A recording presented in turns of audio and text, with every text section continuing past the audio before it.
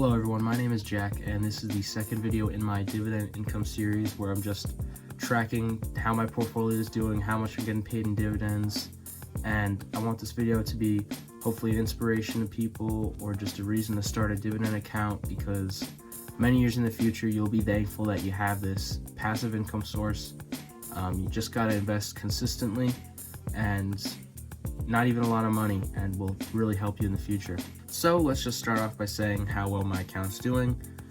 Right now, it's May 1st, but it's a weekend, so as of the end of April, my account is down $16, which is about 2% total in the gains and loss area. So this is really just because the market's been down, kind of expected. The whole point of this account is to be able to perform during a recession.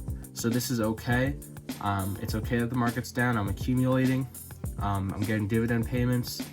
This is the type of account you want to be building during a recession. A dividend account or growth account is the time you want to be buying. So now I'm going to say what I've been buying during the month of April. Over the month of April, I've put in about $200 cash, and these are what I've bought with them. These were not all at once. Every week I put in $50, so it was a nice consistent month. The reason these add up to about $250 is because I sold 1/3 share of Apple I had, just because I don't think Apple is going to do well if the market is going down. I made like 2% off of it. I just took that extra cash and invested it into my dividend stocks that are down. So first is PSEC, which is Prospect Capital. I put about $32.65 in. I bought 4 shares this month, and my new average cost per share is $8.06. The next one was Starbucks. I put about $46.48 in, and that got me about 0.58 shares. And my new average for Starbucks is $82.64. So we're keeping that average buy-in price nice and low, so once the market goes back up, I can see some profits and dividends. The next one is 3M Company. I put about $39.97 in, and I got about 0.27 shares. And this brings my new average cost per share about $145.74. The next one is Realty Income. I put about $41.49. That got me about 0.57 shares and brought my new average cost per share to $68.47. This is the ETF I bought. I bought 2 shares of SPHD, which is about $96.16, bringing my new average cost per share to $46.89. The reason I put more money in SPHD is because it has a nice dividend. It's not very volatile, so if the market goes down, I'll be getting paid consistently and I won't lose a lot of my value. So now we can go look at what I've received in dividends. This has actually been the lowest month, and it probably will be the lowest month out of all my dividend payments ever, just because the account's still new and April, most of the companies aren't paying me. So don't expect much this time, but I think in the future I will be getting much better dividend payments. So let's get started. The first dividend payment I got was from Realty Income, ticker symbol O.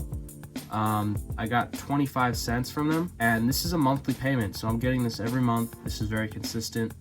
They're one of the most well-known dividend payers, most popular at least.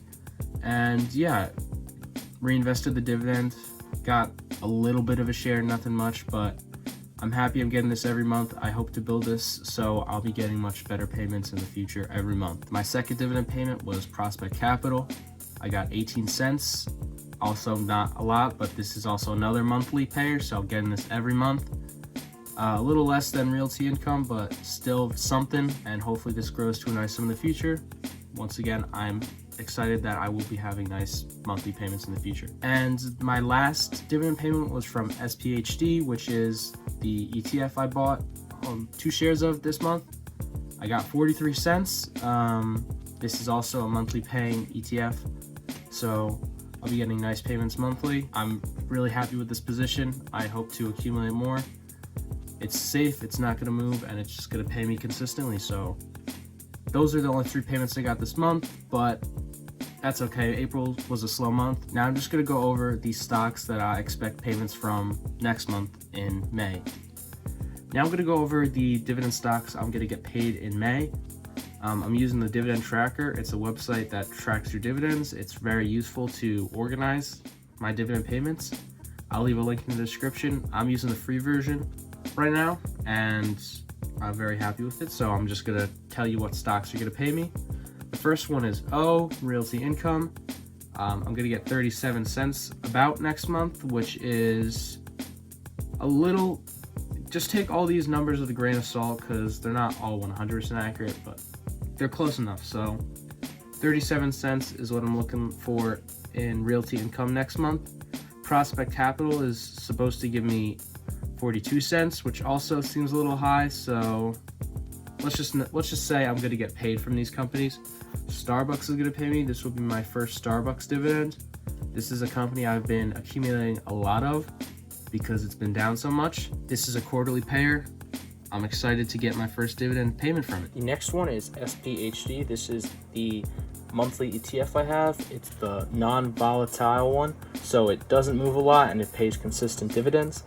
It says I'm going to get 52 cents. Once again, take that with a grain of salt. But I'm going to get paid monthly. That's a nice monthly payment. And then now I'll move on to the final one in May, AT&T. I am projected to get about 28 cents from AT&T.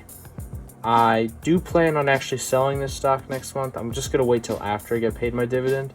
The company has just changed their dividend payments. They changed some stuff. I just would rather put the money I have in AT&T into some of my other positions or maybe a new one. So I'm looking around to get a little over $2 in May. So that concludes the April dividend portfolio review. I've made one for March. That was my first one. This is my second. I'm going to be making one of these videos every month, going over how my portfolio does, the dividend payments. I hope that you viewing, if not already, start a dividend portfolio like mine. So in the years to come, you can have passive income. Dividends is the best form of passive income in my opinion. And subscribe if you want to follow along with me. Thank you so much for watching. Have a great day.